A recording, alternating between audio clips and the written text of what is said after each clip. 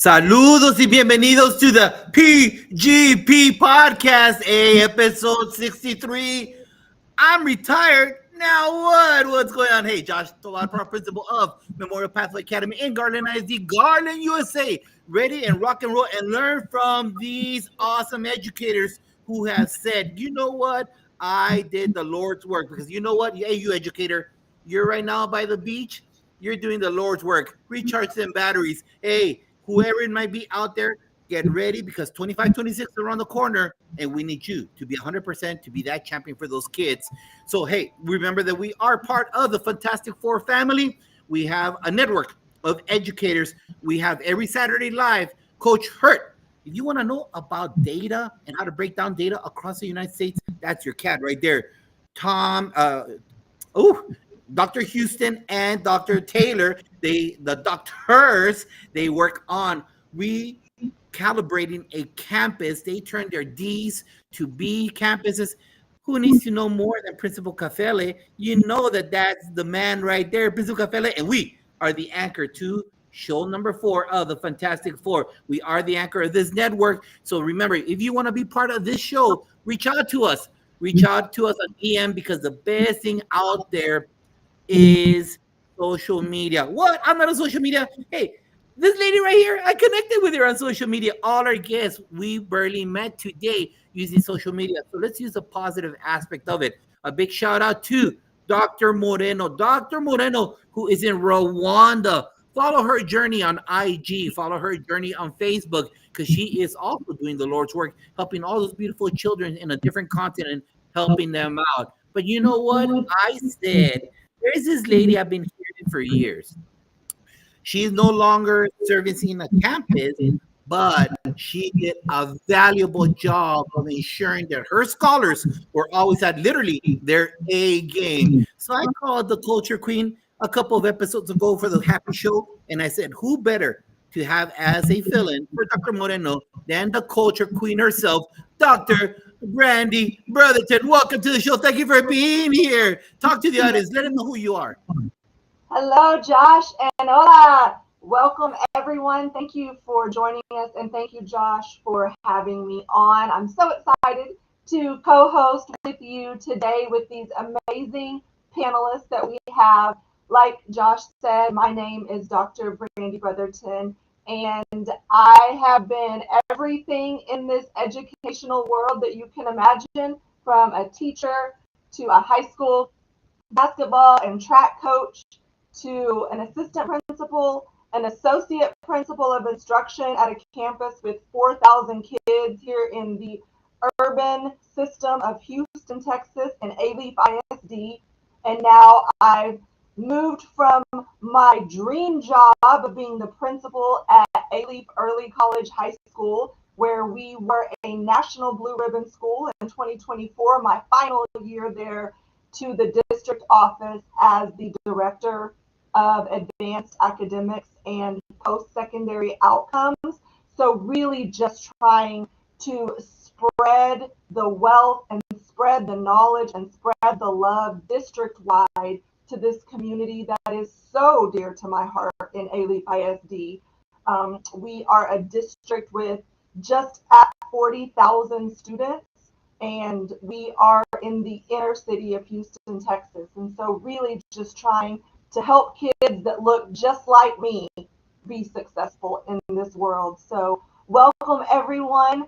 So excited to be here.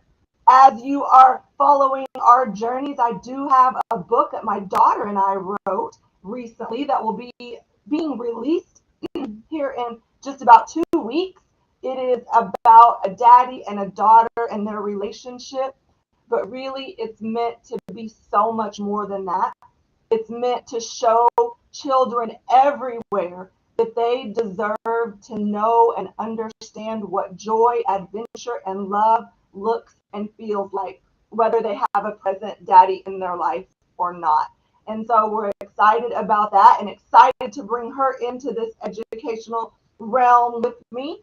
So welcome, everyone. Excited to be here. Thank you, Josh, for the opportunity.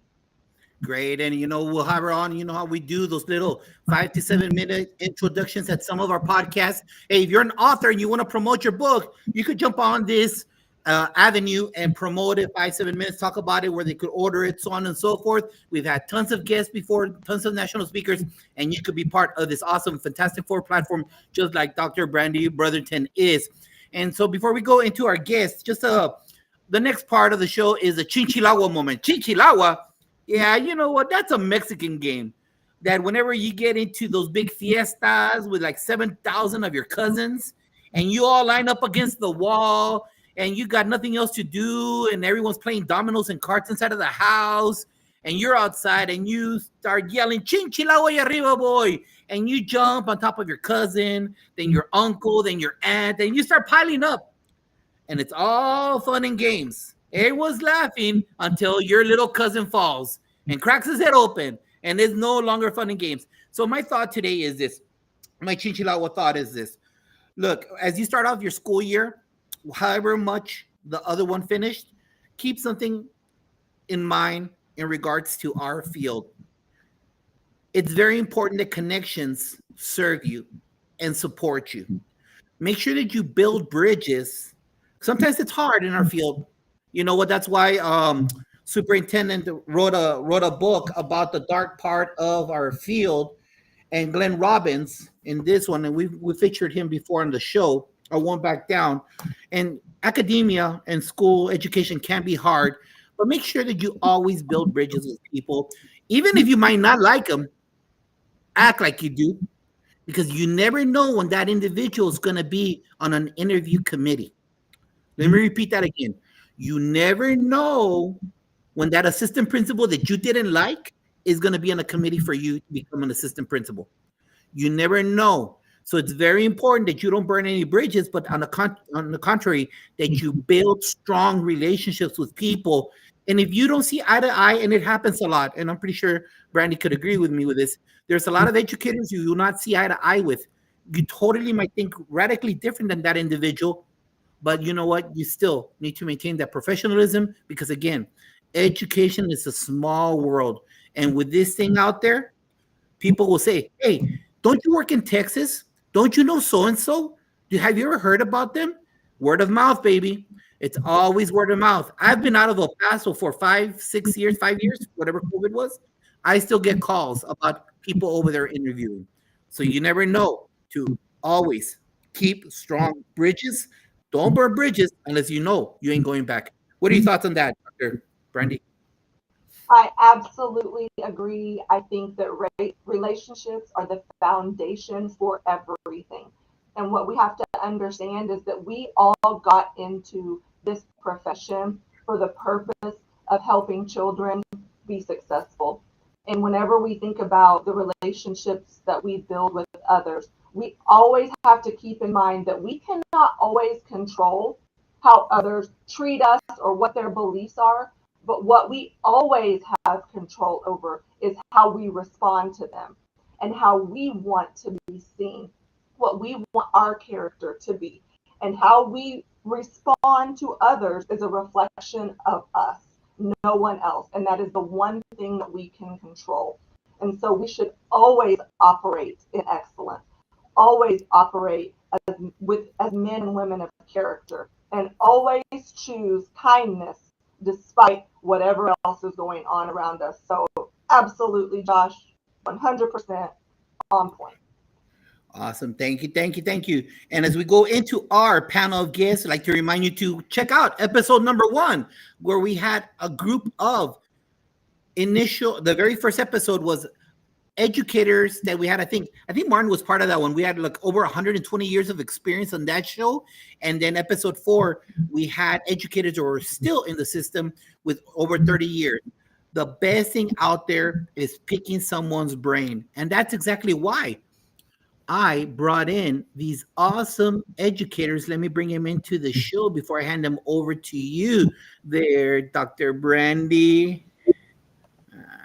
Bringing them into the show. Got everybody almost there. I'm missing my redhead. Hold on. Where's my redhead? Here we go. Welcome to the panel. Thank you for being here, part of episode 63. But before I hand it over there to Brandy, big shout out to Todd McGeever, who is our number one PR agent for the Fantastic Four, and Jess Springer, the Texas Connection. The Texas Connection. He is a great educator, retired, helping out through the Christian life of students. Thank you for being here today. Hey, let me hand it over to you. Panel, please make sure that, remember, if you're not on the call, make sure you put it on mute so that we don't get any feedback on that. Dr. Brandy, go. All right, welcome to our amazing panelists today. Thank you for joining Josh and I, and thank you for sharing your legendary journeys with us. We know, just based on the fact that you retired from this profession, that you are amazing people and that you have amazing hearts. And so, with that, if you could each just take a few moments to share with us what different roles you may have played in the field of education and which was your favorite and why. We know many of you held many different roles in education, and so if you can share just that information with us, I know that we would be happy and grateful to share in those experiences with you.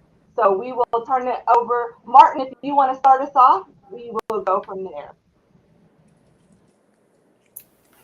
I am so excited to be here. Thank you, Dr. Brotherton. Martin Silverman, Marty, to all my friends, a 2-year retired veteran of 40 years in Texas public education.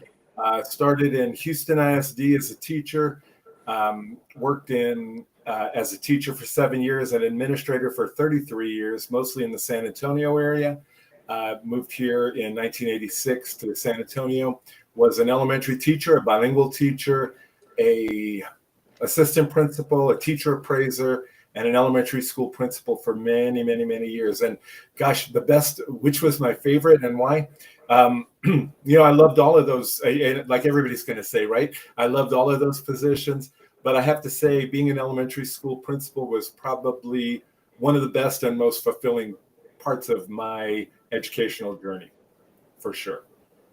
And why? Because, oh my gosh, all the kids, all the families that I got to connect with, the people that I still get to see now, after 40 years, they're all, most of them are grown up. I've gotten to hire former students as teachers, and have had grand students, children of children in my schools, and it's been really gratifying to be able to be around their lives.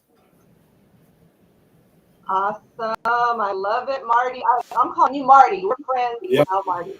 So I love it. Thank you for sharing that. Alma, share with us. Talk to us.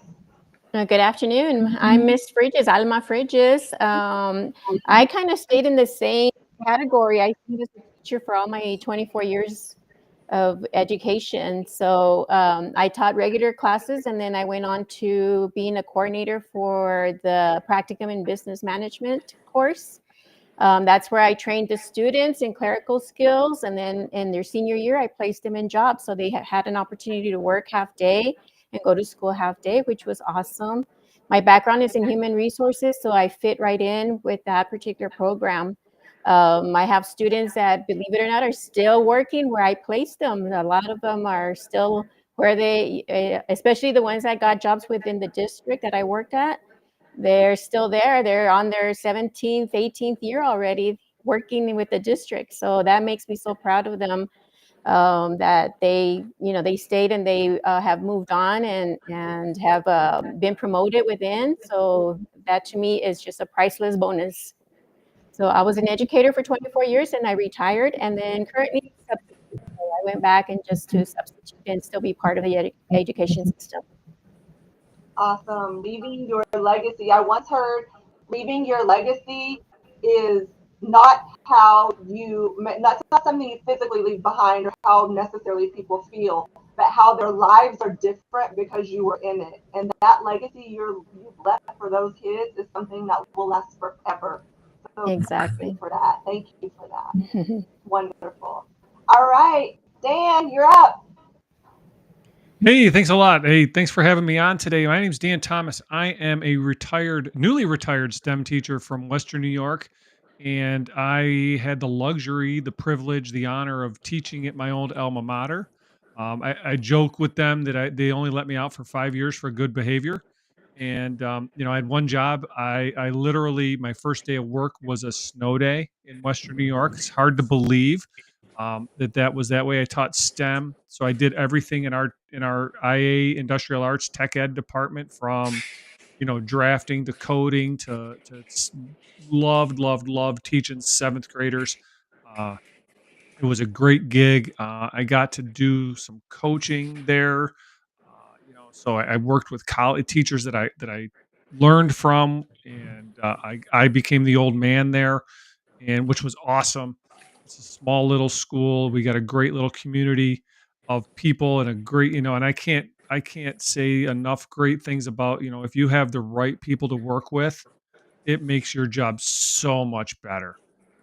And I was blessed to have the right people to work with. And I love the fact that seventh graders. I spent most of my time with the 12-year-olds, and I love the fact that you never know what you're going to get with those seventh graders day to day. One day they're your best friends. Next day they tell you where to go and how to get there, and it's always a good time. And then they come in and give you a hug, and it's a great time. And I couldn't have been happier to be where I was, and now I'm looking forward to the next chapter as a consultant, and going back in and giving back to the profession that gave me what I got. Wonderful. Thank you for your work. Thank you. Thank you for all of the legacy that you have left and that you continue to build through consulting. I know schools and districts will be blessed. Thank you, Dan. All right, Todd, your turn. Yes, ma'am. Dr. Brotherton, you hit it on your head when you said you left your dream job. I left 29 years, just retired in May, actually June. And for the past 6.5 years, I was the principal of Winston Churchill High School in San Antonio, Texas. Not as big as an A-Leaf school, but about 2,500 kids, and was there 6.5 years. And the part that made that my favorite job is I live a mile down the road from my campus, and all 5 of my children graduated from Churchill. So my HEB was the kids' HEB. My church was their church. And I truly was able to experience the joy of being a high school principal by living in the community that I served. And there were times when I went to the mailbox at a long day when someone yelled my name, or there were times when somebody knocked on my door to seek advice or support, or there were times when I went for a run in the park that I bumped into kids, and you just had to become a part of that. And so, I left the job this year with, still gas in the tank, like excited about my work, excited about what was going on, but I felt it was the perfect time to step away because I love the people I work with. I love the community, and I never felt like I would be able to replicate what I had last year. And the school's in a great place, and I handed it off to a good person that's going to take my spot and take it to a level I couldn't get it to. But I never felt like I would ever be able to take our school or duplicate what I had last year. So I stepped away, and this year I'm working for the Archdiocese of San Antonio, and I'll be the director of school leadership, and I'll be coaching principals and working in some schools in the Archdiocese of San Antonio, and really excited about that. Awesome, Todd. Congratulations. And what an Thank you. amazing feeling to have led a school that your children graduated from, that you believe so deeply in, that Mhm. brought your children with you. And what That's right. amazing feeling. Congratulations. And I know Thank you. yours will be blessed by you in your future work. So best of luck and congratulations. Thank you. Cindy, apparently you're red, but I don't know you like that yet, so I'm going to say, Ms. Ponce, it's your turn to share out your background with us. Good afternoon. Yes, my name is Cindy Ponce, aka Redhead by Mr. Tovar. Mr. Tovar and I have known each other for many, many years, and we were APs together at Beller High School here in El Paso, Texas. But I have 35 years of educational experience. I just retired in December. And I started off as a high school English teacher, journalism teacher. I was also a cheerleading coach for many years, and that job prepared me to be an administrator. Because if you can be a cheerleading coach and deal with those parents, you can run a school. So I also became, I taught for a little over 10 years, and then I became a curriculum leader, then moved into an assistant principal position at high school. And I did that for 17 years before I became the principal of Austin High School here in El Paso, Texas for 6 years. And that had to have been, probably my favorite job ever. And just learning so much. Mr. Tovar, he actually became principal about 3 or 4 years before I did. No, 2 years before I did. So I just learned so much from him. And I know in this job, going into that position, we all know no one teaches you everything that you need to know, like Mr. Tavares is sitting in this big chair. So you definitely have to have all these contacts. But, why I did it, when I left at the end of last year, I was there 6 years. And my second year there, we went from a D to a B. And that was just amazing to hear people, be so proud of that. It wasn't about me, it was about them, about the culture of the campus. And when I left last year, I retired. To be told, before you came here, no one wanted to come to Austin. The enrollment was down, there was fights, there was so much going on in this school, and you built that culture. And that's something I'm very, very proud of. And of course, all the relationships I built with students, not only at Austin, but all my schools I was at, all the weddings I've been to, the baptisms, the graduations. I remember I was almost 9 months pregnant, and I was determined to go to Vassar and see one of my ex cheerleaders graduate. I was miserable flying that flight to New York, almost 9 months pregnant, but I was determined I was going to be there to see that girl graduate from Vassar and become such an amazing young lady. And of course, we've all seen it. All our students that are now parents and grandparents. Unfortunately, I know some of us are getting up there. And I taught a few, or I was a principal to some kids that were my kids when I first started teaching in 1991, just a few. But the why I did it is, just the relationships. You cannot replicate relationships. And, I was ready to retire. I was ready to retire in the sense of I was ready to hand over the school to someone else that could take it to the next level. And post COVID was definitely it was a hard time for my campus. It was really hard to bounce back from what happened. It was a very unique campus. But I will say, I'm glad to be retired. But I do miss the camaraderie. I miss the students. I miss my colleagues. So that's taken some time because it's only been about 7 months. But I plan in the fall to probably go back and do like interim assistant principal at the high school level, fill in a couple of weeks, but that's about it. Awesome. Thank you for sharing, and just the power of relationships, the power of positive culture in driving student outcomes is evident just in what you say, but then the trajectory that you moved your school from a D to a B. That doesn't happen by chance. We know that it happens with intentionality and with culture as the driver. You did it. So congratulations, Cindy. Thank you all again for being on. I'm going to throw it over to Josh. It is your turn. All right. So thank you. And you know what? Something about your algorithm attracts awesome, positive people like the ones here on the call. And our guest, Constance Gerard, future podcast 72, I think, for MTSS. Thank you for being here. My sister, mi hermana from South Carolina, Dr. Shika Houston, part of the Fantastic Four. Thank you for being here. Kelly Croy, great podcast, The Wired Educator. A lot of it podcasts he has on the call. Follow that guy. He does a great job with his podcast. Thank you, Constance, for your comments. So don't go more than this question, panel. Redhead, starting with you. I love that lady, all right? So she's going to be called Redhead throughout the till the day I die, all right? So here we go. Just finish this, and then we'll go into scaffolding, like I said before the show, and the other questions. Panel, finish this sentence, starting with you, Redhead.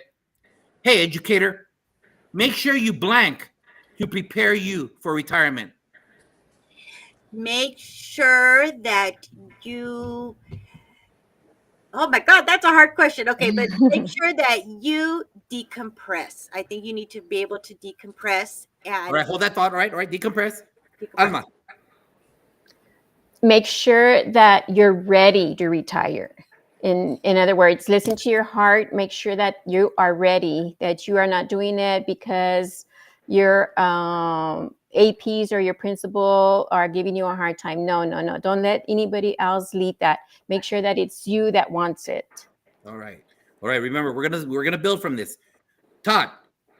I would have said make sure you're ready, so I won't steal that one. Second, what I'll say is though, make sure financially you're ready. I'll say financially is a key consideration. Dan. Make sure you have something to do when you retire. Perfect. And close it off with Mr. Martin Silverman. Well, kind of with Dan, but make sure you have in your mind your continued purpose, what your purpose is going to be. All right. Thank you, panel, for that quick, brief concept. And from there, the rest of the 6 remaining questions will build from that. Stick, Dr. Brandy. Whenever you think of your career, and I know that you've kind of already touched upon this in some ways with like the dream job, what brought you the most joy in your previous jobs? Where did you find the most fulfillment whenever you would step in the building or step onto a campus or get in your car in the morning and head to this calling? What brought you the most joy? Alma. My students. I was always there. They were my why. Because of the community that I served, I knew that they needed jobs to help their families, to take care of themselves. So the actual position that I held was my why, and that's what always brought me to work. Awesome. Cindy. Definitely the students and the staff. I mean, being there for your students and staff, and even in the bad times, even when students got in trouble, but always being there for them, and the excitement of when something good happened, the celebration of an athletic event, a fine arts concert, a student just something, he got a new car or a new jacket or something. So definitely the students and the staff. Todd. The interactions with the people of the campus. I can do anything. I can duplicate anything in retirement, but I will never be able to duplicate the relationships I had with students or staff members. And as a high school person in the great state of Texas, the Friday Night Lights, I'll never be able to step foot on a sideline again and look up in the crowd at the school song and cheer along to that, or go behind stage at a band concert. Those are the things that I will truly miss, that I will have a void in my life in the next couple of weeks. So I would say the joy of the job is the people. Absolutely. Who's Marty? So I have to go on that too, because I live 31 miles across San Antonio from the school that I worked at. But I used to tell my people, and this was true, I happily drive past 100 schools to get to you, because this is exactly the place that I want to be. I belong here, you belong here, we belong here. And those relationships, culture is everything. Love it. And close it out.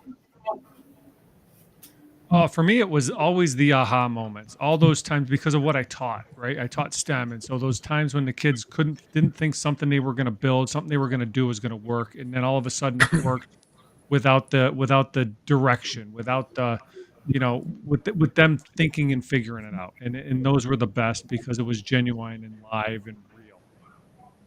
I love it. And when you think about all of you just shared, every one of you took it back to the people, to the human interactions, to the relationships, the connections, all of the things that money can never purchase, regardless of how much money given by whoever. All of this has been built intentionally around people. So kudos to all of you, because I believe the exact same way. So thank you for that. All right, Josh.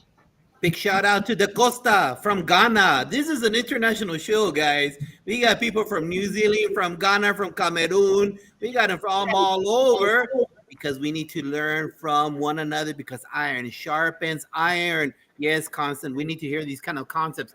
And the good thing about the PGP podcast is that it's very organic, no faking the funk, as Principal Cafela says. So now we did some of the shine, and obviously share whatever you feel comfortable with. What were you challenged with, Martin? What frustrated you about your decades in the service? And you know what? You don't have an evaluation coming home to, baby. So you could be as much as you want. What challenged you throughout this whole? Later on, we'll talk about how we could fix it. But what challenged you, sir? So that's a great question. And I'm going to tell you that one of the things I say when I work with administrators on culture building is that people who work on carpet make decisions for people who work on tile. And that doesn't always, make the same.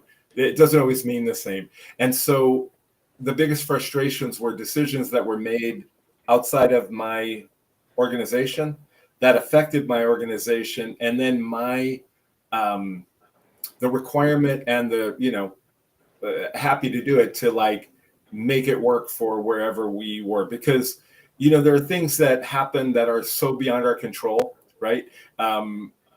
Things at the state, things at the district. And one of the frustrations was taking that in and then saying, all right, this is what we have. This is a hand we've been dealt. And now let's make this work for us here and our families and our kids. So true.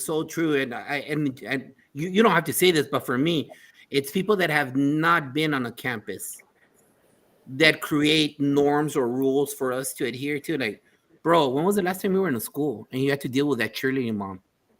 Yeah. And you wanted win? Yeah, you want it. But I got to deal with this hazing thing going on with the football team. It's going to take a little bit more. So, to me, it's that frustration where people that have not lived on a campus start dictating, which is very, very frustrating for a lot of us in administration. And like you said, Martin, it rolls downhill sometimes. It does roll downhill. So, Dan, what are your thoughts, man? What frustrated you, brother? What challenged you? Well, that's a tough question for me because I was kind of spoiled where I was, to be honest. I'm not going to lie. I listened to all the horror stories and talking to people on my show and stuff like that. But I would go with recently, just the student apathy recently, and I'd rather take a 0 than do the work type of thing because I wasn't brought up that way. And we always strived for Trojan pride at my school, and a little bit of pride in your work and doing the right thing. But just the some lack of drive and some lack of, which sometimes comes from home and sometimes doesn't. But was the biggest struggle in mine, at the end of my 32 years. Thank you for sharing that. Yeah, I think we all tasted that post-COVID. It was there, but you know what?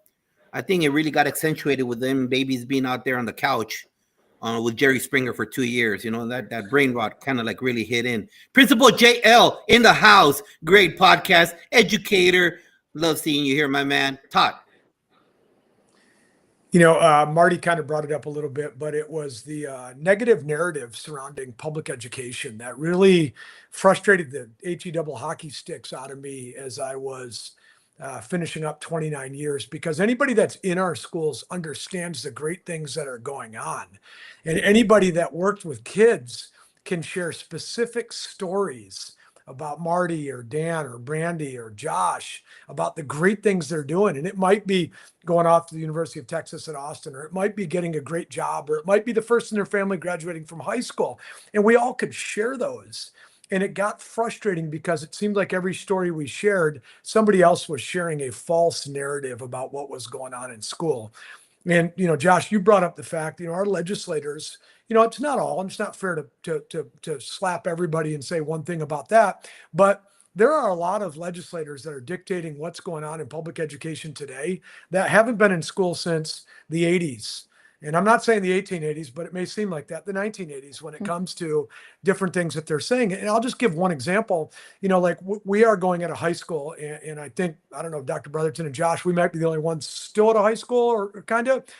they're outlawing cell phones. And while cell phones are a complete problem in public education and what we have, dictating the fact that you have to ban cell phones in cafeterias or hallways is not feasible. And it's going to create an atmosphere where administrators are doing things other than being in classrooms. And instead of working with the district to come up with a policy that works for the district, like we don't want them to be disrupted during instructional time. Let's focus on instructional time. At lunch, who cares if they're looking at fantasy football or Instagram or TikTok? Who cares? And I don't want an assistant principal to have to get in an argument with kids over that. And then we all know where that leads to. Discipline placements, upset parents, just more work for us. So it's one small example, but it's an example where we didn't have adults coming to a table together to say, you are in education every single day. What would you do to combat a problem? Because we know cell phones are a problem. So how would you handle it? No, let's just ban them for everybody. So the frustrating part became just kind of let us run our schools because we do a pretty good job of taking care of people. Don't meddle in our business, or at least ask to be able to help. Like, how can we get across this? Because we're all ready for you. We're ready to work and ready to rock and roll. But don't give me a problem that can't be solved, because I don't want to go back to a school where I'm walking down the cafeteria and putting Dan in ISS for having his phone out during lunch. Like, what are we doing here? So that's the frustrating part that I think really just kind of put me over the top. So true, my man. When we heard that at TASSP, the Texas version of NASSP, I would just hear the principals talk about that when the lawyers were giving the breakdown of the legislature. Are we going to be supported? Are the parents going to support this? Is central office going to support this? You just see that ripple. It's coming. That undercurrent, baby, that baby is coming, and it's a tsunami. So hold on tight, schools. Here we go with that cell phone in Texas thing. And I'm pretty sure we're not the only ones. There are other states that have done it also. So that's why we need to stay together on this. We need to support each other. Talking, hey, what's your solution? What's your solution? We're only stronger together out there. Wisconsin, Right. You're doing this. Reach out to Texas. Hey, whoever it is, we had to learn from each other. Success breeds success. Alma, talk to me. What challenge? Being a business major, my degree is in business management. I always saw the student as our product. The student is our product. So if we were in a business, we are creating a product, right? If we had a business. So to me, I saw it as my student is my product. They are my. I'm part of this particular product. Did I do a good job to send this product out there in the real world? And so that's the way I always saw it. It's like, this is a reflection of me as a teacher. I have this student and it's my product. So I have to make sure that the student understood, or the student is ready to move on, or ready to have the skills that they need, et cetera, et cetera. Some of the frustration was, there is no support or lack of support, or decisions that didn't help my product. So that was really my challenge. Beautiful, Alma. Thank you for sharing that. Redhead. Equity and equality, which are two different things, and we know right now in the state of Texas, because that's where most of us are at, public education is, they want to lynch public education, the legislator and the governor.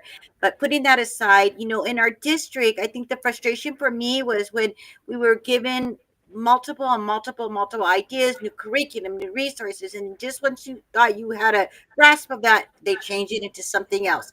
So you never really had time to really be able to grasp what you needed to do with your students, because then they were changing something else. I think the only thing that was really consistent was like PBIS, social emotional learning, but other things just kept changing from one year to the next. And it was all we kept hearing about was everything's got to be equity and equality, and holding certain schools, you cannot have every high school, they have different students. A student that I had at my school were not the same as somebody on the west side of town. And it was really hard arguing or kind of defending our campuses, because when you have a culture that's very successful in the sense of athletics and fine arts, your students are being successful, but they're not being successful on state exams. That is where they say, well, then you're not doing a good job, because your students are not passing those state exam at the freshman, sophomore level. But yet, by the time they become seniors and juniors, they get on the ball, they graduate, you still have a good graduation rate, but because they didn't do well at the freshman or sophomore level, then you're being held to, you're just not doing a good job, even though your culture is doing a good job. So that was very frustrating for me. Gotcha. And I think those are the universal things that we all hear, especially after we hit a certain stage of our career. That 3-decade mark right there, we start truly reflecting as educators that love. And you could hear everybody out there on the call. You could hear the passion of every single last individual here. Again, my algorithm connects with every single last one of the people here because you see them putting out, promoting what is the excellence of education. Dr. Brandy. All right, just a reminder to everyone, thank you for joining us this late afternoon, Sunday afternoon. A reminder to like and follow our PGP podcast on our platforms, Twitter, X, I guess it is now, Facebook, and Instagram at MPA_Go Jaguars and JTS Spotlight, just to continue to build this professional learning network that Josh and I and everyone on this call know is so valuable to making our lives just a little bit easier. The power of connection, the power of human interaction, even if it's through social media, is powerful when it is used appropriately. So like and follow us on all of our platforms. Now, thinking back to whenever you first started this crazy journey of life and education, what is something you wish you would have known when you stepped into that classroom on day one?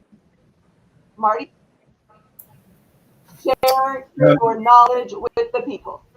I took things too seriously that were not serious, right? So like Houston ISD back in the early 80s was very heavy with administrivia, to say the least. Things had to be, notebooks we had a way, and I was a first grade teacher, notebooks had to be a certain way. They had to look a certain way. Everything had to look a certain way. And I spent a lot of time as a new first grade teacher in the years before we had class size limits. So, 31 kids my first year, 34 kids my second year.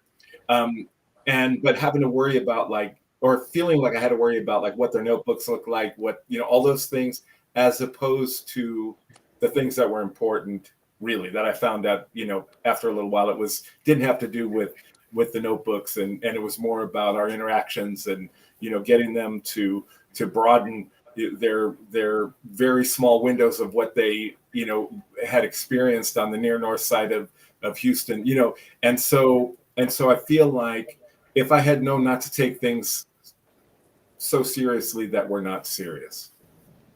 Great. Thank you. Dan.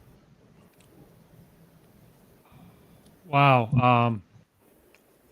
I would go with it as a teacher, and only just, and I don't want to say just a teacher. I never filled the administrative role. I was always in the classroom. That's what I loved. I'm going to say lesson plans don't matter. You could have the best lesson plan, but learning happens anytime, any place, anywhere. And, sometimes you just got to throw out the lesson plan and meet the kids, and just be there. If something happens, something's going to happen, and just roll with it, do the best you can, throw the lesson plan out, because the best laid lesson plan, kids don't come to school to see us work. It's hard to believe. They don't come to school to watch us work. They come to school because that's where their friends are. So throw the lesson plan out, do your job, be a person. Yeah. Sometimes the lesson the kids need isn't in that plan. Completely agree. Wow, that's good. Cindy. I would say that, of course, going into my first day of teaching, like they said, the rest of the panel, about focusing on lesson plans and the lessons and the curriculum. And really, it is about the student. And some days you're going to have students that just are not there to learn. for whatever reason, whatever happened at home. And definitely that school is more about being a safe haven. It is really a home. Probably 90% of our students, they probably spend more time there than they do at their own homes. They probably see their teachers more than they do see their own parents. And so definitely that campus has to be a safe haven in every way for students. Yeah, I love that, Cynthia. I used to always tell my teachers, we're the only stability about probably 95% of our kids ever have. So make sure we behave like that in every instance, every interaction. It all matters. Everything matters. So yes, thank you for that. All right, Todd, what's your reflection? 1996, started teaching, and I don't know if I'd do it over again, and I don't know if it would be something I would change, but I didn't have a problem with the relationships of building with kids. Like that was the easy part. I probably had a little bit of trouble with the teaching aspect of it. Like, let's be honest, like I probably owe them an apology for the academic part of it, but the kids knew that I cared, and the kids knew that I loved them, and the kids knew that like we could talk sports and we could talk life and we could talk school at the same, all in the same class. But the thing that I think that I would probably try to tweak a little bit is the time management part of it, because with that relationship part comes the Dan stopping in the hall and saying, hey, you're going to come to my band concert tonight, or Elma stopping and saying, hey, I got a volleyball game tonight, are you going to come tonight? And I was also a teacher and a coach, and I had a family and stuff that was going on, and I always made room for my students and my children, and sometimes at the expense of my own family. And so while that brought me great joy, and that brought me relationships and people that I'm friends with on Facebook that are in their 40s now, as Marty kind of brought up, like these people are our age.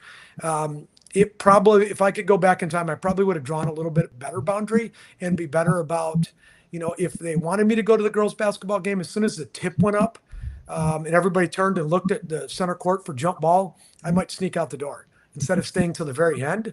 And, now it's 9:30 versus 7:30. And while that's not a big difference, so I probably would have done something like that. But I caveat that by saying that's where you build the relationships. That's where you build the credibility. And that's where you build the joy in the job. Because the job is difficult, and without the joy, we might as well work at Bank of America or something. Like we need the joy. So that's a hard one to really articulate what I would do differently, because I loved what I did. I don't know if that makes sense. I love that, Todd, and it does. It makes Thank you. complete sense. Thank you for sharing that. All right, close us out, Alma.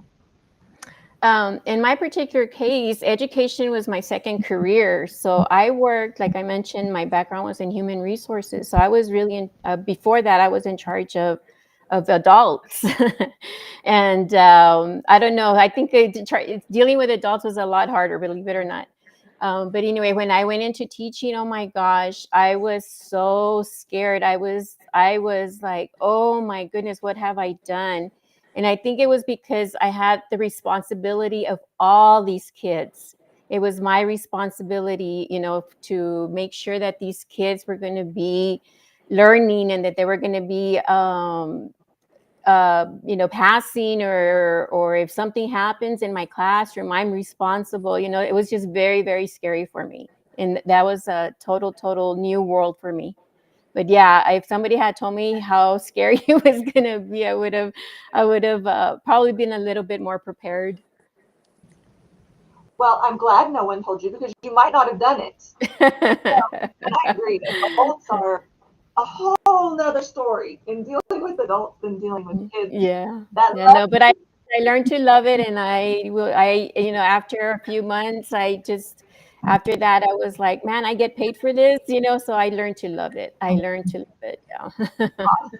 I love that you learned to love it. Yeah. All right, Josh. Dan, talk to me, brother. There's a lot of us Gen Xers still there. Us 30 plus people. I'm starting 33, brother. Talk to us. Talk to us veterans that are in, doesn't matter, the chair, in the classroom, coaching out there right now, getting ready for two-a-days. If they still do two-a-days in your country, if the part of the country, whatever it is, what advice do you got for Gen X that's out there, that's still over 30 years in the system, What advice you got for them? For us? Oh, keep the faith. Just keep the faith. I mean, it's like what Todd said there about balance. It's all, I learned that from the guy I coached football with for 16 plus years.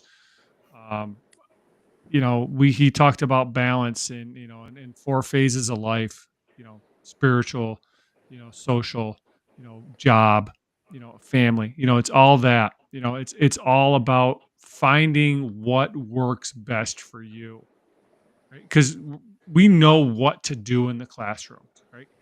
Kids today, their issues are a little bit different, but if you watch the Breakfast Club and walk down a high school hallway, you're going to see the same thing, right? You're still going to see the cliques of kids. They might be named different. They might look a little different, but they're kids. I don't care if they're 5 years old in an elementary classroom, in a kindergarten classroom, or they're 18 years old in their high school senior.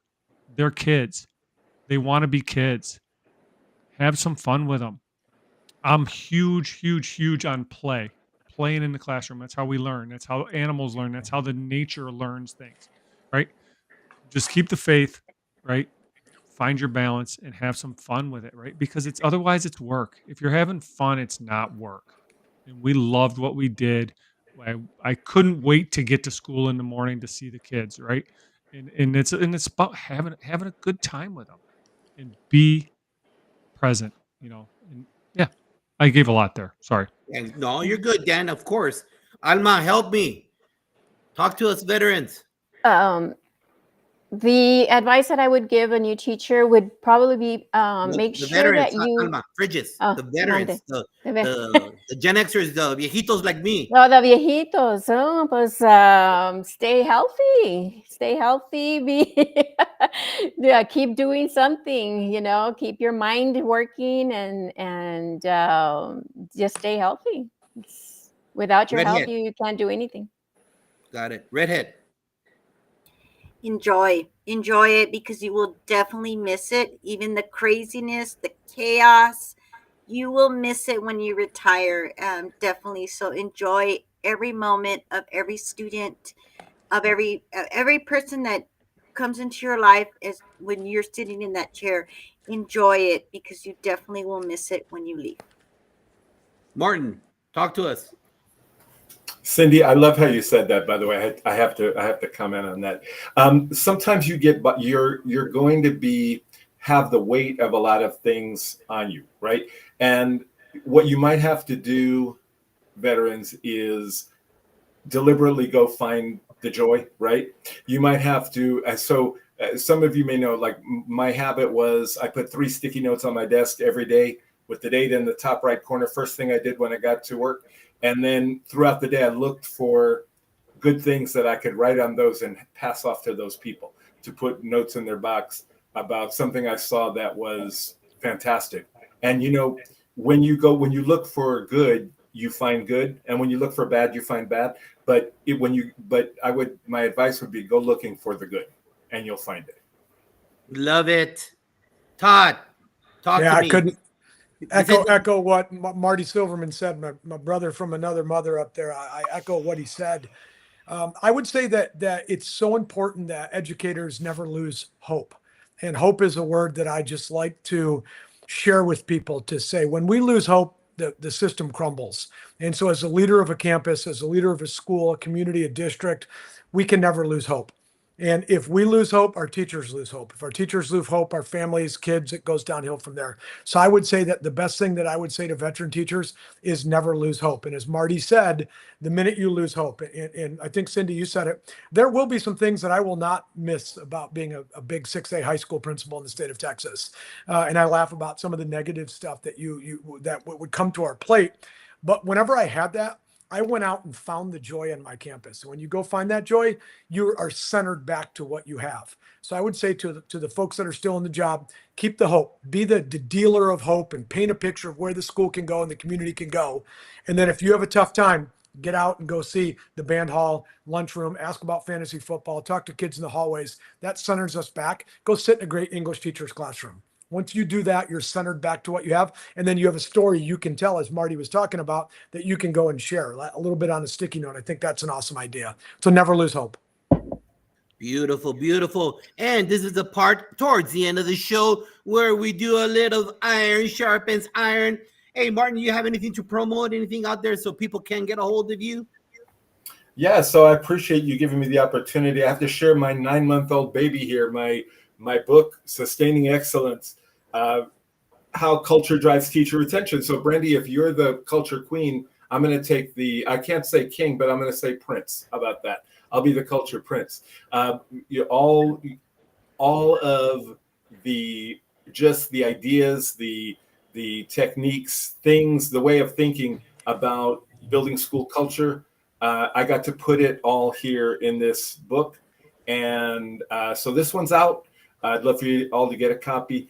And just to tell you, my next book on developing effective early childhood programs is just about done. And, looking forward to having that out sometime in the hopefully not too distant future. Thank you for sharing. Are those 2 books on the Road to Awesome Publishing Company? This one is, for sure, Sustaining Excellence, Road to Awesome. Second one's going to be an independent. Got it. Love it. Dan, podcast, anything out there to promote? Yeah, I got my podcast, the Tech Ed Clubhouse podcast, where we talk about all kinds of things, common sense, and bringing that everyday stuff back to education. Because I'm all about getting things that are going to work tomorrow for our teachers to do.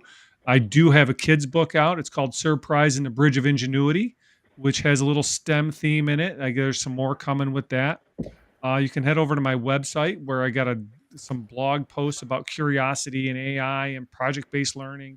I touch on a lot of different things, and there's always Lego bricks involved with my world too. But yeah, head over to my podcast, CoachThomasTech.com. That's where all my stuff is, and check that stuff on out. Thank you for sharing that. Iron sharpens iron. Todd. Yeah, thank you for allowing the opportunity. August of 24, published a book called The Blueprint. It is how to survive and thrive as a school administrator. It is a story that began as an email to my brother and evolved into a full book.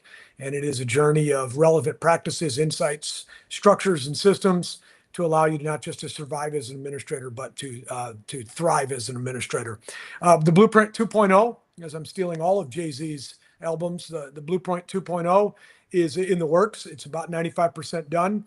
And that is a month-by-month guide to what principals should be working on and focusing on. What I have found is there's a lot of principals out there that are asking, what should I be doing in July? What should I be focusing on in October? How can I get ahead so I'm not doing it all in July and August? And so that's been a joy project of mine. It is a road to awesome. Darren Peppard is a shout out to DP. He's a good friend of the family. I'll say that, of us, as what we're kind of working on. And I will share with you this. On May 17th, I created my first Instagram reel, and I had kind of been hesitant on some of the video. And that's probably because I was a high school principal and I didn't want to become a meme of the kids that I had, and I didn't want to be made fun of, right? Let's be honest. And so as I was retiring, I started that, and I dipped my toe in TikTok, and I can't get enough of the TikTok reels that I am creating. And honestly, it is doing a great job for promoting who I am, and it's opening up doors that I never thought would be open before. So right now, the new thing that I'm working on is coaching aspiring teachers to become assistant principals and aspiring assistant principals to become principals. And it is just people that have reached out to me organically because they like what they see on the TikTok reel or on the Instagram reel. And they've asked me, can you review my resume? Can you do sample stuff? I've got one this morning and I've got one this afternoon, or this evening after we're done tonight. So it's become really exciting, just kind of sharing in a 2 or 3 minute a leadership lesson about what I've learned the hard way. And it's crazy because it's all right here. And I had to go buy a gimbal. Now all of a sudden people are telling me I got to be more professional when it comes to that.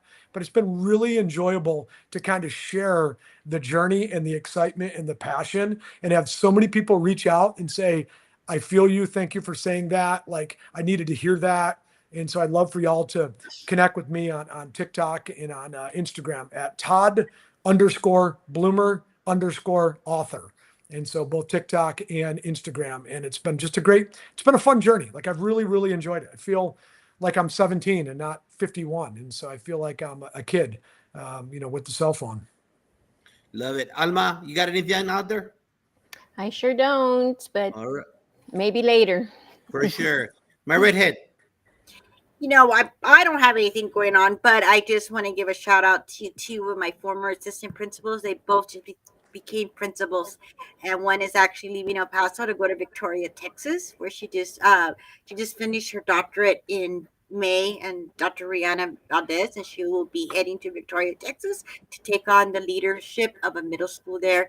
And then my other assistant principal, Ahmad Ismail, was given a campus here in EPISD. So just great to that's probably such rewarding as a former principal or as a current principal to have your assistant principals move up to become leaders. Agreed, exactly. And a big shout out to Superintendent Glenn Robbins. Like I said, I won't back down, talking about certain dark sides of education, how people put up barriers for you. This is the book study we're doing at MPA, Brain Research and Why Kids Misbehave. So if you want to know about that, your administrators, this is our third brain research book that we do as a book study at MPA to help our team members know. You need any help with discipline? Kevin Curtis will give you the blueprint on classroom, campus, district. It shows you 1, 2, 3, 4 how to do it. Jimmy Casas guest a couple of weeks ago on the show, his brand new book. Sean Kane, I'm all about the Fundamental 5. Everything I do is Fundamental 5 on how to lesson plan. I just learned about Daniel Bauer. He's a big deal. Oh my God, I didn't know about that. He was a big deal, big cat right there. Listening to his podcast, but he wrote this book, and I've been promoting it for weeks. Calm in the Chaos for Administrators, the Stoics, and the Chair. A great book by two awesome leaders. And if you get tired or bored, 23 Stories by 23 Educators, and yours truly wrote Chapter 23, Saving the Best for Last. Barbara Bray's Grow Your Why. Stick, Brandy. All right. Thank you for sharing those resources with us, Josh. All right, Paul. So some of you are newly retired, like months in, a couple of months in. Some of you have been retired a little longer.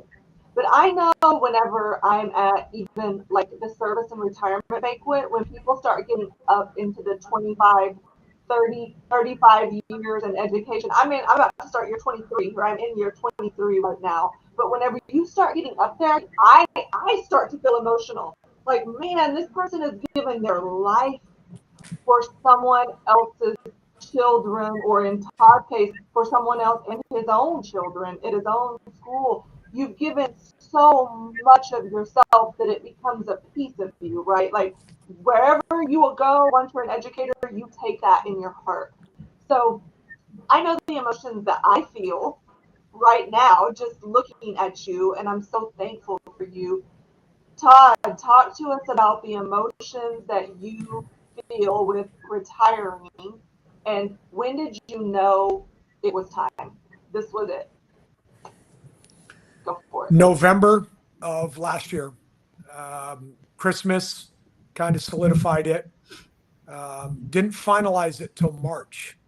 Even though I knew it was time, it was one of those things where I tossed and turned at night and I changed my mind. And then when you get it in your mind that this is it, and then you have great joy in your job and still have gas in your tank, you're like, I could do another year. And then you're like, I'll stay for the juniors because I really like the junior class. I'll stay for the sophomores. I don't like freshmen, so I'll leave when the freshmen are, right, I'm just teasing, right? 100%.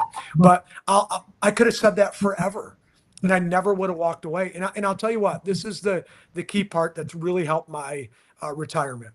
I lived a mile down the road because my wife and I moved downtown San Antonio. Left the house to my son and my twin daughters that are still in college. And we moved because I knew if I did not find the great joy and value in my new job and my present job, which I do, and I drove by Churchill High School every single day to go to HEB or go to church or the gas station or anywhere, I would want to pull into the parking lot every single day, go visit my friends and like do all kind of that kind of stuff. So I thought, you know what, I need to physically move out of the zip code. We're only 10 miles away. Like, don't, it's not like I'm in, Timbuktu or something, but I needed to completely change my job. And so now we have an apartment downtown. It's 1 bedroom square, 775 foot square apartment, but it's by the Pearl.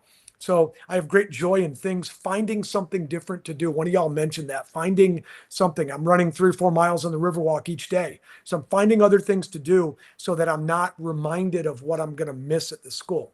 And once school starts, I can't wait to go back and see the kids and the teachers and say hi to my friends, my family, those people that I loved, right? But I can't do that for probably about 6 months. So instead of driving by each day, I told my wife, if I'm going to pull the trigger and retire, we have to move. And she was all for it. So she's like, let's go. And she found us a great place. And so I really knew about November, December, and I pulled the trigger spring break. And then didn't tell anybody till April. So I was able to enjoy my last prom. I was able to really soak in the last senior awards. You know, I teared up 3 times at graduation. Like, I wasn't going to let them see me cry, but like, I teared up because those are my people. Those are people that I love, and they love me. And so moving 10 miles really helped in that situation. I know all people can't do that, but it has mentally helped me in making sure this transition is successful. And honestly speaking, I didn't want to be at HEB and have someone come up to me and say, I wish you were still the principal. It's not fair to the people that are there now. I don't want that. So now they can still find me. I'm down the road. But if they find me down the road, that's different from being across the street or down in church or something like that. And that's not fair to anybody. So I got to stay away a little bit. Thank you. And Todd, I know why they loved you. Thank you. All right. Thank you. It means a lot. Alma, share with us. Yes, I'm here. Mine was very unique, I believe. Unfortunately, I decided to retire after my why was taken away from me. I was exist and I had to move to a whole different world. It was like, to me, I was like playing basketball for 21 years and then they wanted me to play football. So it was a whole new world for me. And at that point, I was just too exhausted to start all over. And so that was when I knew that I had to retire. Thank you for your transparency, because while we want it to all be the perfect ending, sometimes it's not. Mm-hmm. Still reflect back on those amazing times and the amazing impact and legacy that you've left. So thank you, Amma, for your transparency. Thank you. All right, Cindy. I decided in November to retire. Actually, I had always thought I would retire in June of 2025. That was always my goal. And then at the end of the school year last year, 2024, I left Austin High School and I went to the Adult Learning Center. And so while being there, at least it did give me a way to decompress, getting away from all the activities and the 24/7, all the trips, the day trips, everything that you put in as an administrator to support your students and your staff. But come November, I realized that it was time. It was time to retire. I was ready. I still missed everybody. I missed the students, but I knew I was ready to go ahead and retire. So I retired in December. Thank you. And I love that you were ready. I love it. All right, Marty. So, mine was partially mathematical. I was finishing my 40th year and my 25th year in the district that I was in. And it just seemed, like mathematically right. But one of the biggest, and I kind of had, like you, Todd, I thought about it and didn't actually put in paperwork until the Thursday before spring break, because like you, even after 40 years, I was like, fine. I loved where I was. I loved my families. I loved my students, my staff. I wasn't necessarily like done, but the other part of it was because I'm a big believer, and Todd, you've talked about this quite a bit, about giving your family everything, your actual, family, everything that they deserve. I have 7 grandkids that are 5 and under. So my oldest grandchild will start kindergarten this year, and not wanting to miss out on so many of the things that they get to. They all live within 15 minutes of the house here. So it's like, I thought this would be a great time while I'm relatively, I consider young, healthy, able to spend time with the grandkids. But I will tell you, the biggest thing, Brandy, is when you have this identifier that's attached to you. You are I'm Marty Silverman. I'm husband, I'm dad, I'm grandfather, I'm principal. And principal was like one of the major titles, right, that I had for a really long time.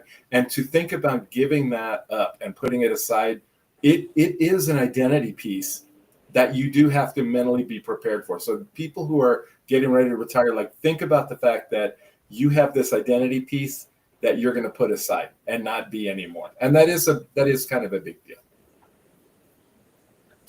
Absolutely. And I resonate with that. Even though I'm not retiring, whenever I left the principalship, and even to this day, it's very hard for me because you're the principal. You're the principal.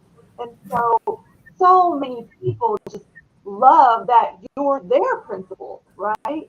And so I hear you, but thank you for sharing that with us, Marty. Thank you. All right, Dan, close us out. I knew at the end of last school year that 24-25 was going to be my last school year, to the point where I seriously contemplated making farewell tour T-shirts to wear because me and a couple other guys were going, with all that kind of stuff, and just have some fun with it. But I let my district know really early that I was retiring. I didn't officially retire till, put in my letter till like Christmas time, because of the fact that I'm a STEM teacher, and there's a shortage of teachers, and there's a super shortage of STEM teachers. And it's a required class in New York State. So in fact, they posted my job before I even turned in my letter of resignation, because they were trying to find somebody. So, hey, side note, if you're a STEM teacher and you want a great job at a great school district, there's still one available at Southwestern outside of Jamestown. Come on up. We got some great stuff up there. Shameless plug there. But yeah, I knew it was time. I've spent, this will be the first fall since I was 5 years old that I haven't gone to school. Right? First time in 50 years that I haven't been in a school in September. And that's going to be weird. Like Todd was saying, I live a mile down my road. I graduated from the school I taught at. People ask me, what's the weirdest thing? What's strange? It really doesn't hit me yet because we're not back in school yet. But just the fact that I drive past there on the way to the golf course, and I'm like, I can't go in there. I can't go into the gym and lift. I can't go into my room and grab something. I can't go, cut some 2x4s in the shop that I used to be able to do, right? I can't do that. And that's kind of the weirdest part of it all. But yeah, I knew early and I knew often. And, I made sure I let my district know as soon as I could, because it was fair to them. Thank you. Thank you for sharing. Thank you to all of you just for all of the love and support and dedication to this assignment that you were each called to. So thank you. Thank you. Josh? So if you're scrolling and you fall right now on this podcast, just know that us as educators, we have routines since the second we wake up. We know the same darn road. We despise a car accident getting in our way because we've timed everything from our breakfast to how we iron to if we have kids or empty nesters. Everything is time, baby. And if you live in a long commute, you know how long to wait before you go home. Or if you could budget in a girls' volleyball game, a C-team soccer game, it's all time, baby. It's all time. Your routines, whether you work out in the morning, you work out in the afternoon, whatever it is, educators are all time creatures. Panel, it's gone. It's gone. Your routines, poof, adios, no más. That means, what are you doing to create a brand new routine? Because you know what? There's people out there thinking about right now that R word. What are you doing for a brand new routine? How did you adjust to that? The waking up, because your body, our bodies wake up always almost without the alarm. Almost. There's some sleepyheads always. So what do you do, redhead, with your new routine? I wash every single day. Even when there's only like 2 or 3 clothes. Even my son says, I think you're washing more than normal. I'm still trying to find it. 7 months later, I am still trying to find my new routine. That probably has been the most difficult part. Now I have time to go to the grocery store during the day. I have time to go to the gym during the day. The things that I do during the day, have a hair appointment, a nail appointment, things that I could never fit in, or if they were always late in the evening or canceled. So, but I 7 months later, I am still trying to find a new routine. Like I think the panel has says, coming from a high school principal or educator for over 25, 30, 35 years, and then having that title kind of taken away from you and you're retiring, it's really hard to find a new identity. Dan, the routine, my man. The routine. ¿Qué pasó?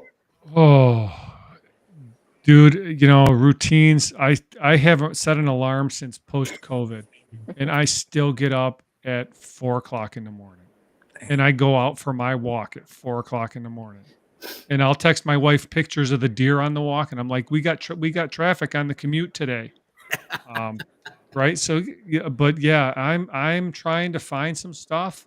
I'm trying to set up like some office hours, so that I sit and do my work at home. Um, and I find time for tea times. I go play golf. There's my routine right now. I'm playing a lot of golf in getting out in nature because it's out in nature and it's fun and I'm hooking up with some retired teachers, finding out what they're doing. So it's and my wife's still working. My wife's still working. She's got another couple years to keep me in the lifestyle I've grown accustomed to. That's what I say. She's a little older than me, and she's going to work a couple more years, and that's great. But yeah, I'm still trying to find, like Cindy said, I'm trying to find it. All right. So, Trying to hey, find out educator what out we're there, doing. That? get ready. Get ready. Dan just told you. Cindy just told. Hey, real quick. Craig Shapiro just retired after 35 years. Follow his Ooh. podcast, Cutting the Crap with Shap. That's what it's called. And he does a Twitter chat every Sunday. Check it out. That guy's on fire also. What are you doing, Craig? Put it on the notes. Martin, routines. You've had some time already. Yes. So I'm going to tell you, it's the exact opposite of what everybody's saying. I turned off the alarm and hope never to have to use it again. I don't have to commute 45 minutes to and an hour from, and I don't miss that one tiny little bit. I did get to start focusing on my own, well-being and health. I lost 50 pounds since I retired, and have just been able to schedule that whenever I feel like it. Consulting jobs, working with groups, I get to schedule them whenever it's convenient for me, which is really, really nice. And so that part, the not having a schedule is magnificent for me. There you go. There you go. Alma, the routine, Alma. ¿Qué My pasó? routine. When in the beginning, I was off for 9 months. It was tough. It was tough, especially when you're single, right, Miss Ponce? When you're single and you don't have anybody else, you don't have a partner or anything like that. But what I did, believe it or not, I reached out to other retirees, and I was, what do we do? Let's go do something. Let's, one day go to breakfast, or another day have lunch, and we just, that interaction was very important to me because depression hits, when you're alone and you're totally lost. So I had to get out of the house. I had to get out of the house. So what I did was just, set up like maybe Monday, Wednesday, I'll go and meet with some people, with my friends that are retired already. And then after 9 months, I did go, I went back, I started substituting. So that helped a lot. Because I still had that interaction with the kiddos and faculty and the schools, etc. So, but yeah, it's a tough situation when you first do it. When you're first when you first come out of your jobs. So it takes time, but you'll figure it out. All right. Thank you again, all of you, for being so open. Besides 2 miles on the Riverwalk, Oh, woe is you, Todd. Oh, woe is you. Next to the Pearl Factory. Oh, if you all don't know, it's a fruity, high, snobby, uh, $10,000 steak place. Beautiful area. Beautiful area. Unbelievable. Congratulations on living there. That's a great place to retire. What do you do, Todd? I'm a hipster, like is what I'm doing now, right? So, 6 o'clock alarm goes off, 6:15, 2 miles a day keeps the doctor away. It's up to 3 miles, 4 miles. This morning I ran down and watched the sunrise over the Alamo. And if you want to talk about a photo-esque opportunity, like come to San Antonio and let's go. Beautiful, beautiful, beautiful morning.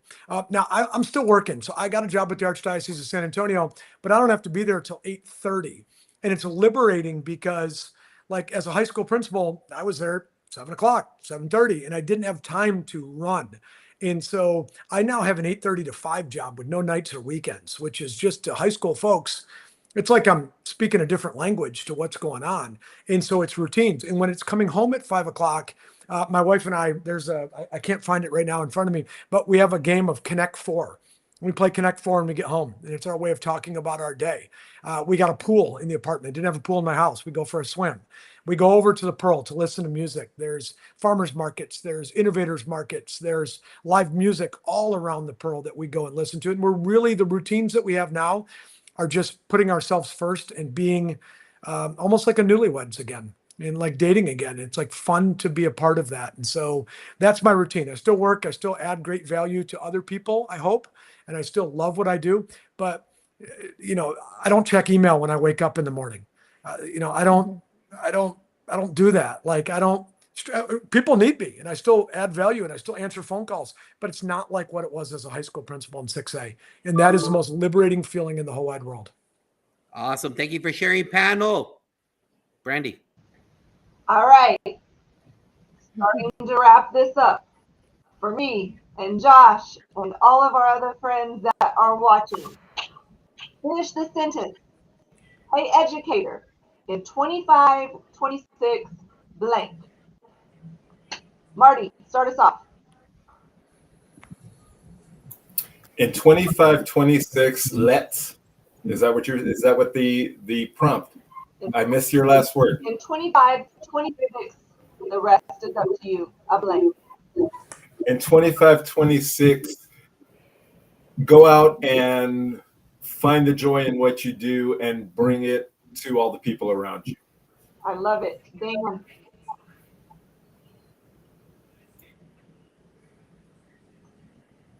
Dan, can you hear us? Oh, I'm sorry. You're up. You were breaking up there a minute. Yeah. In 25-26, have fun. They're kids. Have fun with them.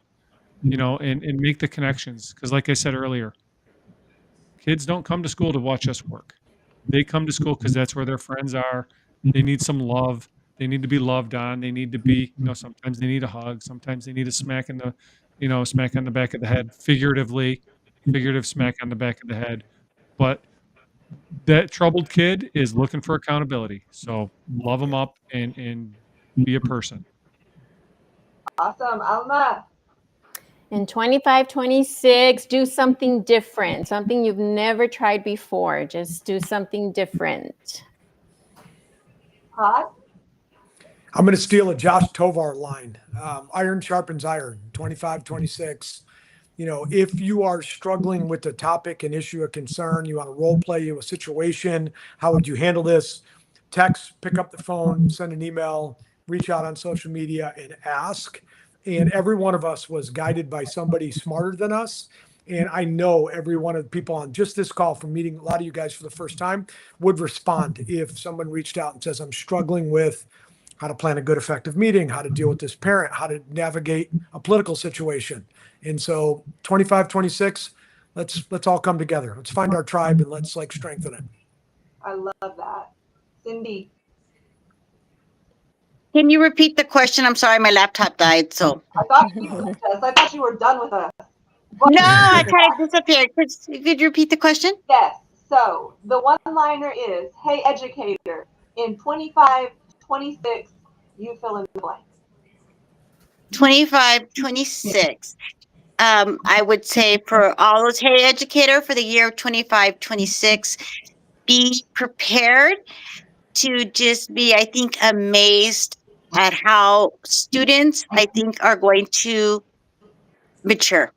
I think we're seeing that. I think post COVID, post social media, even with the whole cell phone ban going on, I definitely think that we're seeing our preteens and our teens moving in the right direction. Thank you. I'd agree. All right. Let's close this off.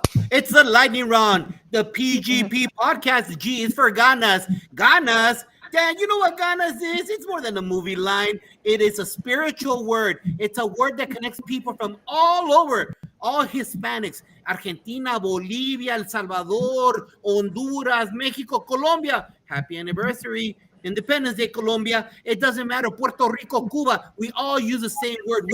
You have an abuelita yelling to her daughter, échele ganas, mija, when she's on the mariachi. You got a mom yelling to her son, throwing the free throw, con ganas, mijo. It is a spiritual word. So let's do this lightning round. It's a lightning round. Don't make me look at you. Don't elaborate other than number 2. So, Alma, we're going to start with you. Quiero que le eches ganas. Here we go. Lightning round. Give advice to a new teacher. My advice to all the teachers is always make sure to get to know your students in the beginning of the school year. If you can, have them write an autobiography when they're fresh and they're not tired, they're rested. Have them write an autobiography. Just write down questions that you might want to ask. I always did that in the beginning of the school year to give me their background, to give me what did their parents do? Are their parents divorced? Are your parents single? Et cetera, how many siblings. You'll be surprised how much it helped me because I would keep a file. And later on, if I saw a student that was struggling or having problems or doing something other than just concentrating, I always went back to his autobiography and I would see that, believe it or not, they give you a lot of information, and I would see that either they come from a single family home or they have a guardian, or they might not even have a home. They might be at a halfway home or something like that. So there's always something going on with that troubled student. So make sure not to take it out on them because something might be going on. Bridges? Yes? It's a lightning round. Sorry. Bridges. It's my first time. I'm giving you the look. Mira, you know the look? I'm giving you the look, Bridges, and you're not getting the hint. We've been together for many years, Bridges. I'm giving you the look. It's a lightning round. Okay, sorry. Only question number 2. You could take a long time. Here we go. Okay. Question number 2. Go. Read a note, an email, or text from a teacher or student that inspired you.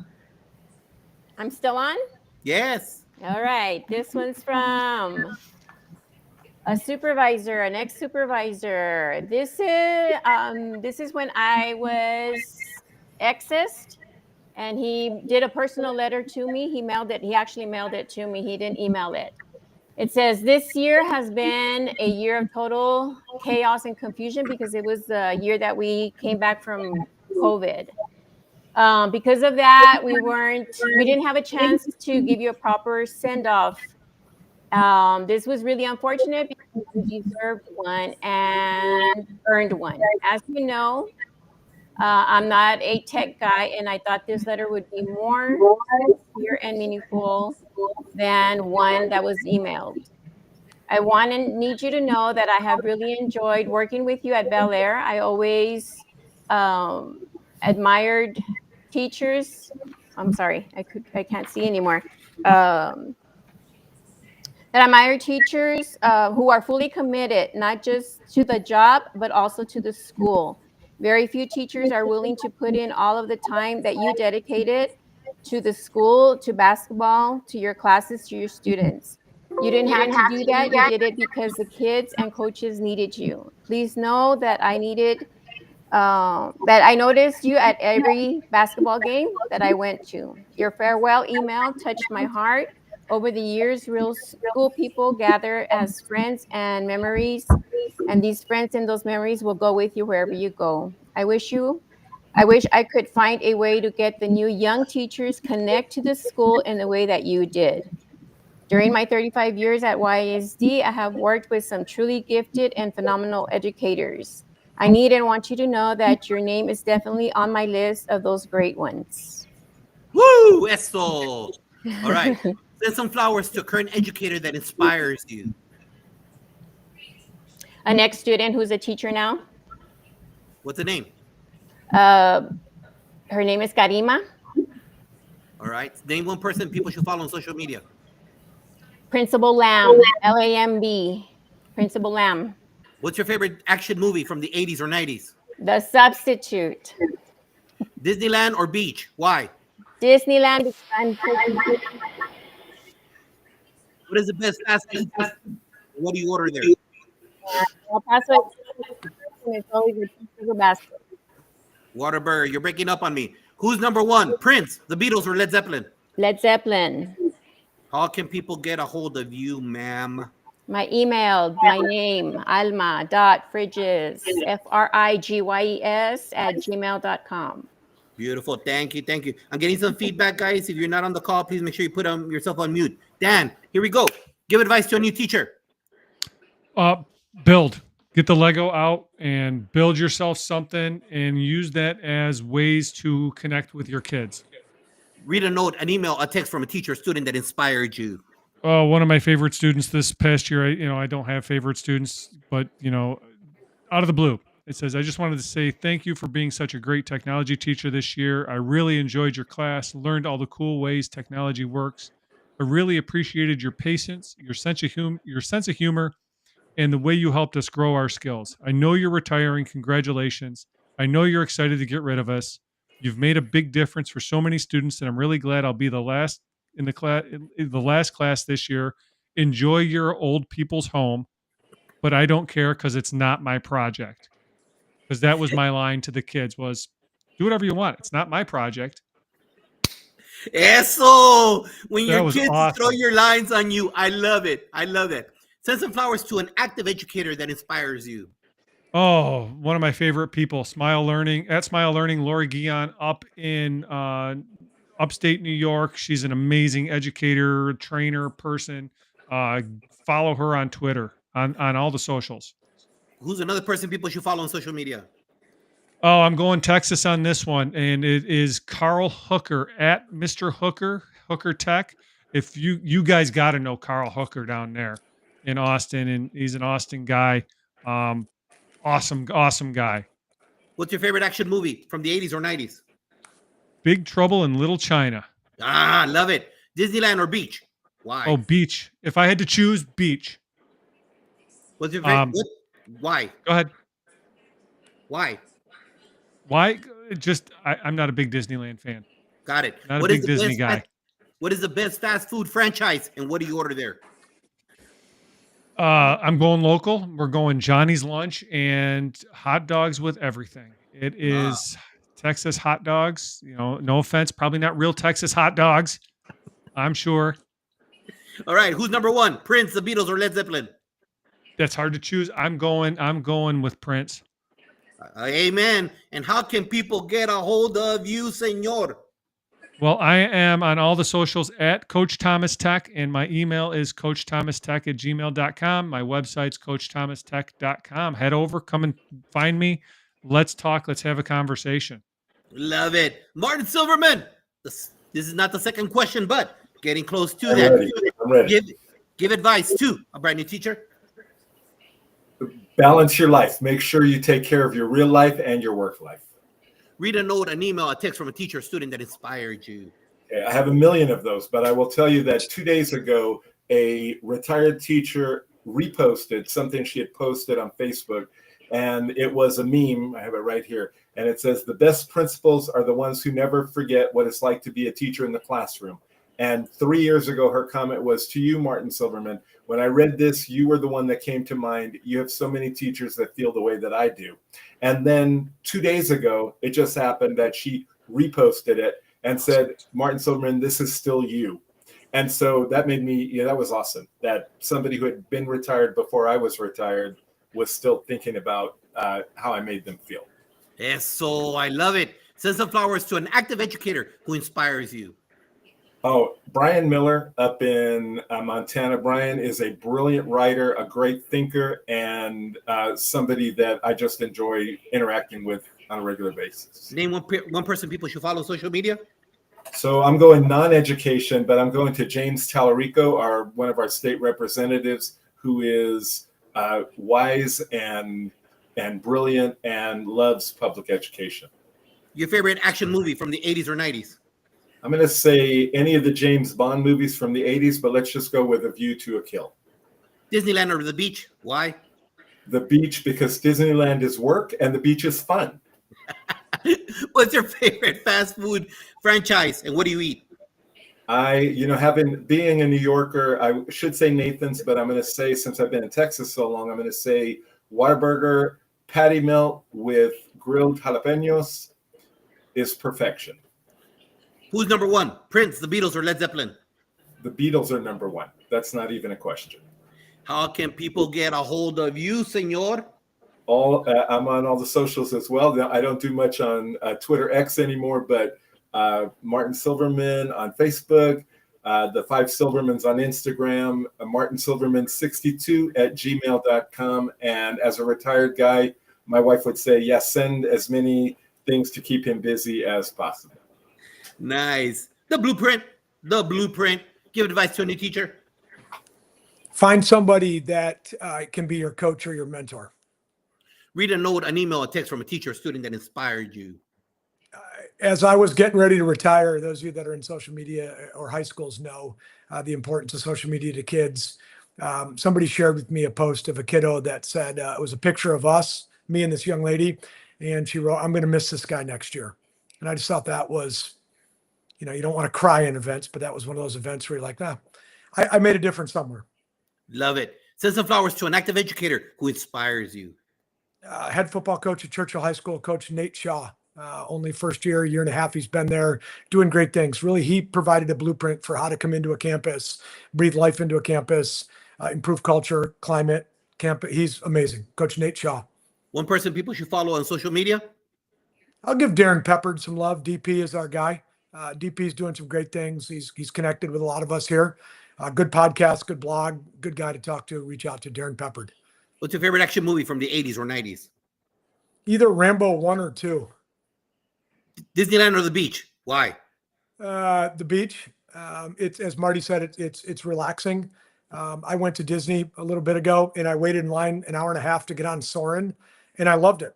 But I was brainwashed by Disney. I'm going to go to the beach and I'm going to sit there and I'm going to enjoy it. I'm going to Port A next weekend, so looking forward to getting down a little R&R before the year starts.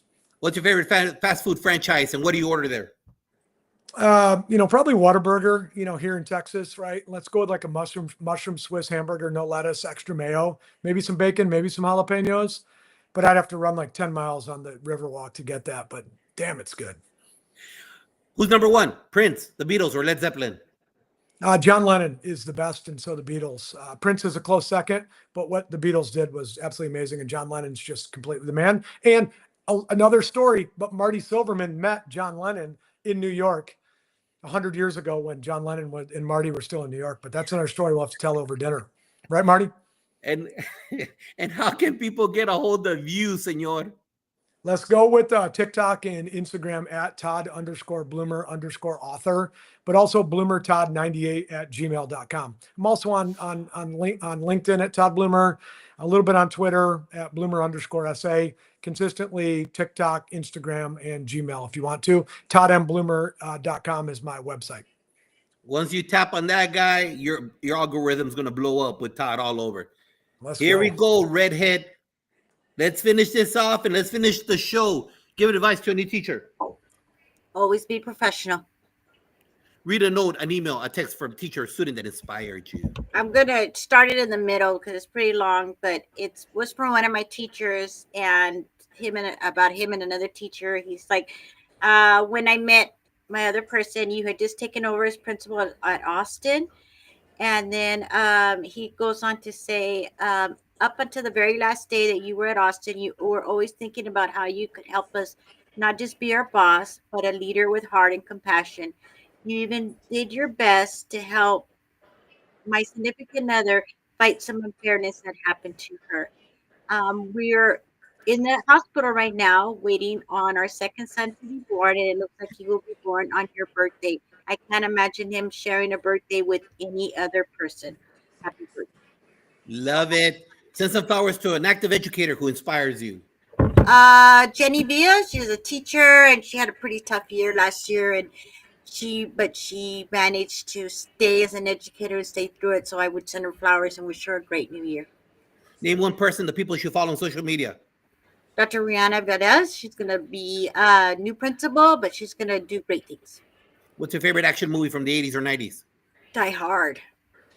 Disneyland Under the Beach. Why? Both, depending on my mood. What's your favorite fast food burger franchise? What do you order? Whataburger Jr. with only mustard. Who is number one, redhead? Prince, the Beatles, or Led Zeppelin? Prince. Prince. All right, there we go, Dr. Godino, Brotherton. Pardon me. Thank you for being the co-host today on episode 63. Hey, this is a very important thing from people that are living it right now.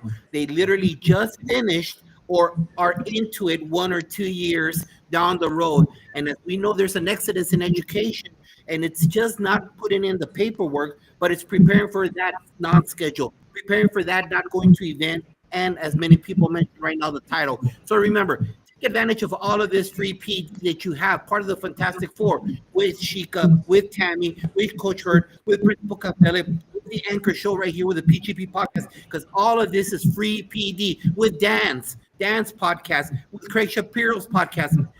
We are broke in education. Look at me. We're broke. No matter what state, we're broke. And so you don't need any more POs because all of this stuff is free. Think about that.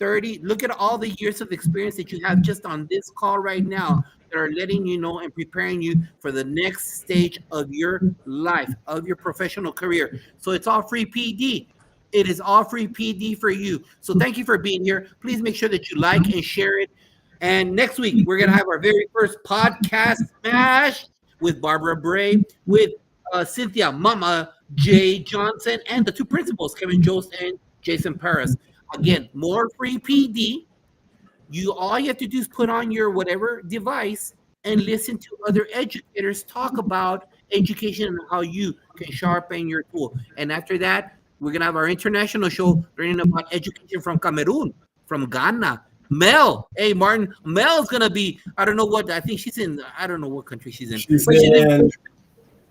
in Africa, in like Burundi or something. Exactly, Burundi. So that's about it. Let's learn about other countries because you know what? We are a closed global community. Thank you for being here. Panel, say goodbye to the audience. And remember, join us next week for this free PD. Brandy, thank you for being here. Dr. Moreno in Rwanda, I don't know what you're doing, but thinking about you. God bless you. Goodbye. We'll see you next week.